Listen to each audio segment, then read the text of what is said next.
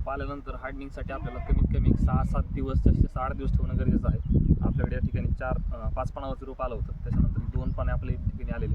तर अशा अवस्थेमध्ये शेतकऱ्यांनी 6 दिवस जर ठेवलं असेल तर कमीत कमी 3 फवारण्या 13-40-13 प्लस मायक्रोन्यूट्रिएंट अशा 3 फवारण्या जाणं गरजेचं आहे. आणि सोबत पाण्याची व्यवस्थापन फार लिमिटेड, अतिशय पाणी पण जास्त होऊ देत.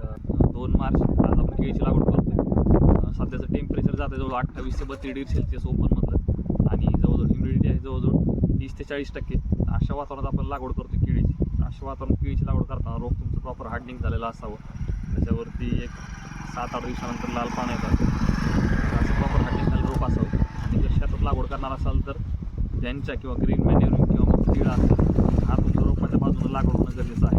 या ठिकाणी बघू शकता आम्ही 8 दिवस अगोदर त्यांच्याच मी या ठिकाणी लावून घेतलेले, नंतर मग आम्ही रोपाची लागवड करतो. रोप लावताना आपण इथं मार्कआउट केलं आणि त्या ठिकाणी परत आपण 1 मग पाणी टाकतोय. नंतर मग थोडा चिखल करून आपण त्या ठिकाणी लागवड करतो. उन्हाळ्यामध्ये जसं उन्हाळ्यात टेम्परेचर वाढतं तर ह्या पद्धतीने लागवड होणं गरजेचं आहे, कारण की मॉर्टिलिटी रोपांची फार कमी होते. पूर्ण त्या ठिकाणी पाणी चिखल करून आपण लागवड करतो. तर या पद्धतीने आपण लागवड करणं गरजेचं आहे. सोबतच ताग बोरुद्यांच्या 3-4 दिवस अगोदर लागवड करा शेतामध्ये, कारण की टेम्परेचर भरपूर जाते आणि नंतर त्याचा वाढीवर परिणाम होतो.